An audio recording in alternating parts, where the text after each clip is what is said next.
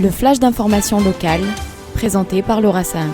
Bonjour à tous et bienvenue dans votre rendez-vous d'information sur Radio JM. Nous sommes le lundi 28 avril et voici les titres de votre édition. À l'occasion de la journée nationale du souvenir des victimes et des héros de la déportation, une cérémonie officielle était organisée hier matin par la préfecture des Bouches-du-Rhône au monument de la déportation de Marseille. Corinne Simon, préfète déléguée auprès du préfet de police, a rappelé l'importance de ces commémorations au micro de Jordan Toiti. Ce genre d'événement doit absolument regrouper beaucoup de personnes. Il faut se souvenir pour ne pas reproduire ce qui s'est passé. D'abord, il faut comprendre l'histoire. Il faut l'expliquer aux jeunes générations. Il est important que les jeunes puissent se déplacer, puissent venir. Il est important de pouvoir travailler avec les écoles. Moi, je souhaiterais que sur toutes les prochaines grandes cérémonies, nous puissions avoir des écoles, nous puissions avoir des jeunes qui soient présents. Parce que les jeunes d'aujourd'hui, les jeunes qui sont dans les écoles, ce sont eux qui prendront les décisions pour notre société demain. Ce sont eux les acteurs indispensables qui feront ce que notre monde sera demain. Donc il est important de pouvoir leur enseigner, de pouvoir leur apprendre. Et donc ce genre de cérémonie, évidemment, c'est quelque chose de primordial. Le ministre de l'Intérieur, Bruno Retailleau, était en déplacement à Marseille en fin de semaine dernière.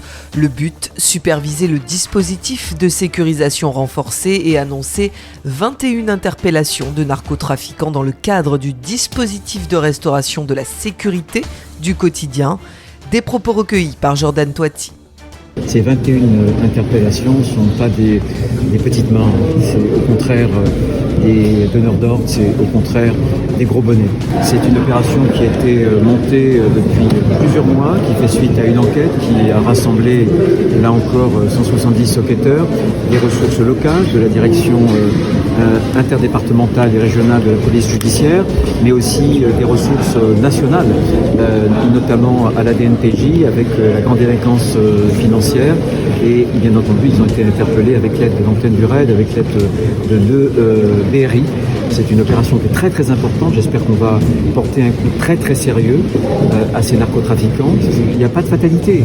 Quand il y a une volonté politique, vous voyez, on obtient des résultats. C'est dans cette coopération très étroite qu'on arrive à trouver l'efficacité de l'État régalien. C'est aujourd'hui que débute la 3e édition du Loto de la diversité lancé par la Française des Jeux. La ministre de la Transition écologique, de la biodiversité, forêt, mer et pêche, Agnès Pannier-Runacher, en visite à Marseille, vous en dit plus sur ce jeu de grattage. Objectif, financer des projets de restauration de la nature. Le thème de notre région, la protection des océans et des littoraux. Écoutez-la au micro de Magali Barthès. Et des projets très concrets qui parlent aux gens. Au-delà de la zone parc des Calanques ici, ça va être la préservation des fonds marins, 64 projets. C'est une baisse inédite, vous l'avez sûrement remarqué, à la pompe, le prix de l'essence ne fait que baisser. Le litre de gasoil est proposé dans certaines stations de la région à moins d'1,50 €, une baisse liée à la bonne forme de notre monnaie, mais aussi au stock produit considérablement depuis les récentes annonces du président Trump. Les professionnels s'attendent à une remontée des prix, alors profitez-en. En football, 31e journée du championnat de France, l'Olympique de Marseille recevait le Stade brestois. Résultats et réactions avec notre journaliste sportif Jordan Toiti. Deuxième victoire consécutive pour les Marseillais.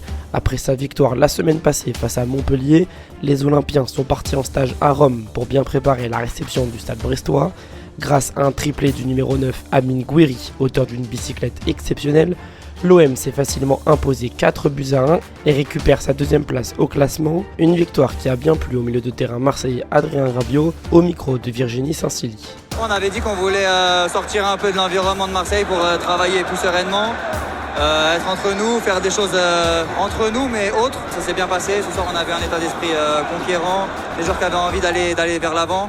On a marqué des buts, on a pris ce but sur coup de pied arrêté, c'est dommage parce qu'on en avait beaucoup parlé, mais voilà, dans l'ensemble c'est un match très positif, on est très content, il faut continuer sur cette voie. L'OM reprend donc 2 points d'avance sur Lille 3e et 3 points sur Monaco 4e, avant un déplacement à Lille dimanche prochain, qui s'annonce décisif dans la course à la Ligue des Champions. C'est le coup d'envoi de la 12e édition de l'Open Aix-en-Provence Crédit Agricole. 30 000 spectateurs sont attendus cette semaine. Le Suisse Stan Wawrinka et le Français Benoît Paire seront de la partie. Les matchs commencent à partir d'aujourd'hui 11h et l'entrée est gratuite au Country Club d'Aix-en-Provence. La météo aujourd'hui est de 15 degrés ce matin et jusqu'à 18 degrés sur notre belle cité phocéenne. Notre département est malgré tout placé sous vigilance orage.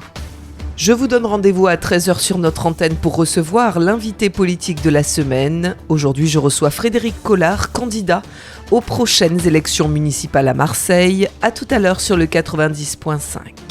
Tout de suite après ce journal, c'est l'Instant Mag de Magali Barthès. Mercredi dernier, le consistoire israélite de Marseille et le CRIF Marseille-Provence rappelaient la mémoire des 6 millions de juifs assassinés par la barbarie nazie.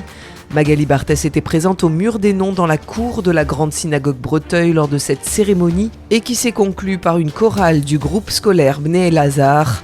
A tout de suite sur Radio JM, je vous souhaite de passer une très belle journée et surtout, prenez bien soin de vous. Vous venez d'écouter le flash d'information locale, présenté par Laura Sahin.